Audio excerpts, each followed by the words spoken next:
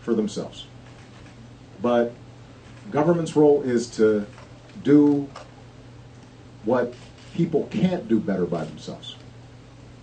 Whether it's our collective defense, whether it's our firefighters, whether it's our libraries, whether it is our infrastructure or investments in research and development. And I think that that's part of what the choice we're making in this election and over the next several years is going to be.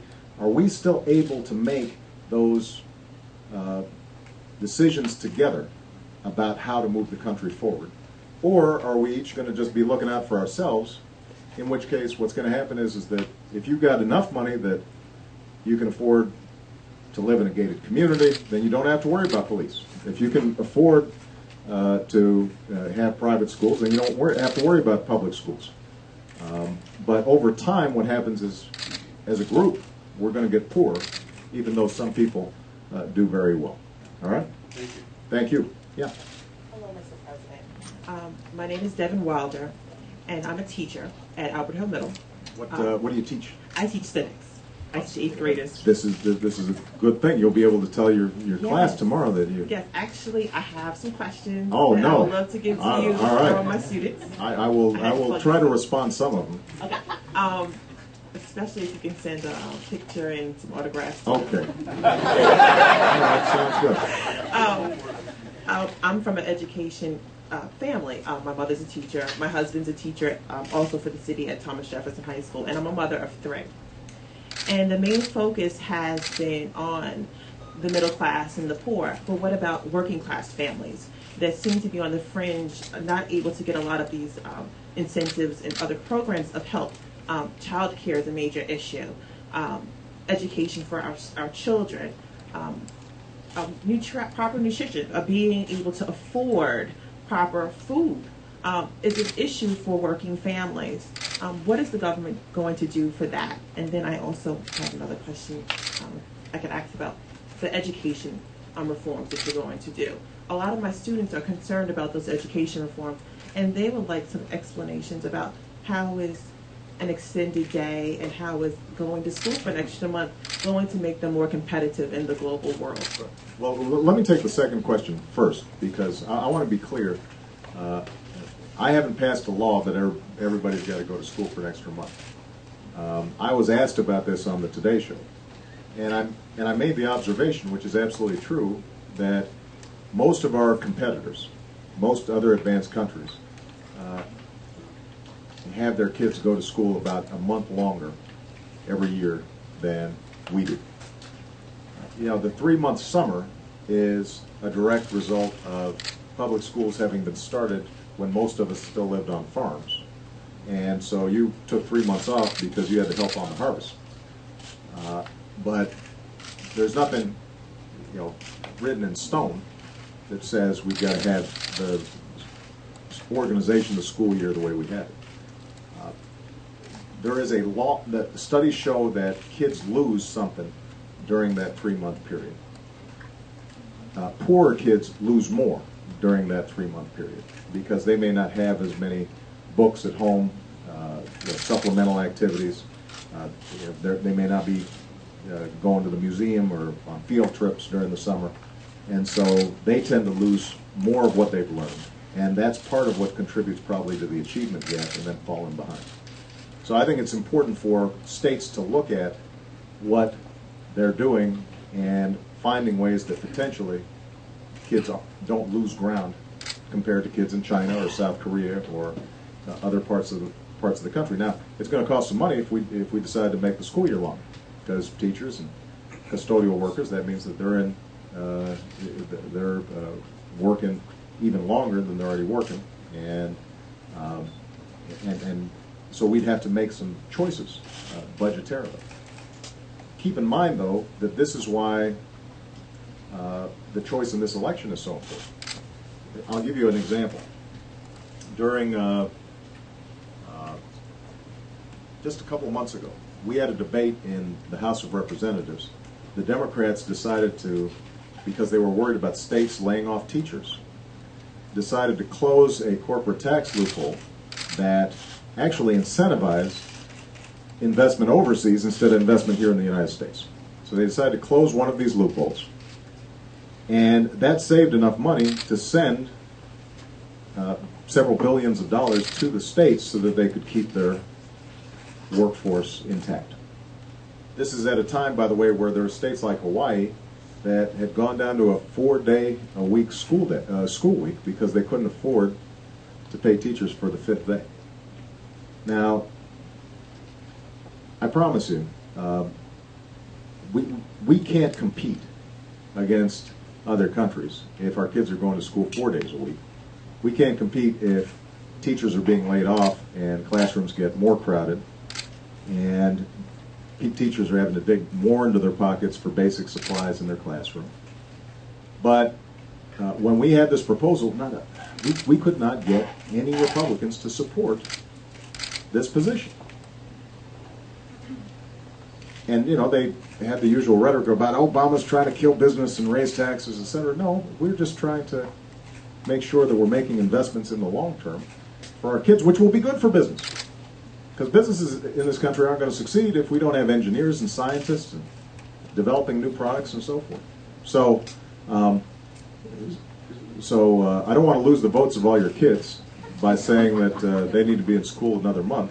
I do think that we have to have a debate, state by state and local school districts, about making sure what we can do to ensure our kids keep up. Now, in terms of the issue that you raised about sort of middle class versus poor versus working class, my attitude is that everybody who is working hard, who's meeting their responsibilities, trying to raise a family, trying to send their kids to college, trying to retire with dignity and respect, trying to get health care, those folks, that's what it means to be middle class in this country. I mean, this is who Michelle and I came from. I mean, you know, I was raised by a single mom. I lived most of my formative years in an apartment that probably was smaller than this room right here. Living with my grandparents, and sometimes when my mother was, when I was living with her, it definitely was an apartment smaller than this. Michelle, her dad worked as a blue-collar worker for the city of Chicago, and he had multiple sclerosis, but he never missed a day of work. He never graduated from college. Her mom never graduated from college. And yet, somehow, they were able to, both of our families were able to give us the best education in the world. And we grew up to be President and First Lady. Now, that's what the American dream's about. So I don't make a distinction between middle class, working class, poor folks who are trying to get into the middle class. As long as you're working hard and trying to meet your responsibilities, trying to better yourself and your family, that's what the American dream's about. All the policies that we put in place have been designed to help those folks. So, if you are a working family, whether you're making, if your family income is $100,000 a year, or $50,000 a year, or $30,000 a year, if you've got a kid with a pre-existing condition and you can't get health insurance, because of health reform, that child is going to be able to get insurance. And if you can't afford it, because your boss doesn't offer health insurance, you're going to be able to be part of a big pool and buy the same health insurance that members of Congress get. Regardless of where you fall on that income spectrum, if you've got a credit card, then the new financial reform bill says credit card companies can't jack up your interest rates without letting you know. And they can't increase your interest rates on your existing balances. They can't run a bait and switch and say, you're on, this is a 0% interest credit card, then you get $5,000 on your credit card and you get a letter saying suddenly interest is 29%. Can't do that. Mortgage brokers can't steer you into interest rates on buying a house that are more expensive than what you could have gotten because they're getting a kickback. A lot of the consumer protections that we put in place, they affect everybody out here. The student loan programs that we put into place, that impacts families, across the board, because again, whether you're making $100,000 or $50,000 or $30,000, if you're trying to send your kid to college, they're going to probably have to take out some debt. And what we did to take billions of dollars that were going to banks in unjustified subsidies, and us saying, no, we're going to give that money directly to young people in the form of more grants or cheaper loans, capping how much they're going to have to repay in college to 10% of their income, that helps everybody. So I think that what will make our economy grow is if this beating heart of our economy, the middle class folks who are working hard, pushing to improve their lot in life, if they're given some hands up to help them get to where they want to go, then I think our economy as a whole will do well. Okay. Yes, sir. I'd like to ask you about a local and regional issue. The James River that runs through Richmond here and the Chesapeake Bay and to which it goes. The parish depend on the James River to make a living with their outfitting company.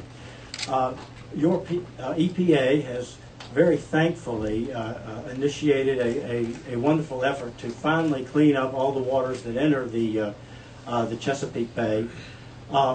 However, our state government is resisting playing its part.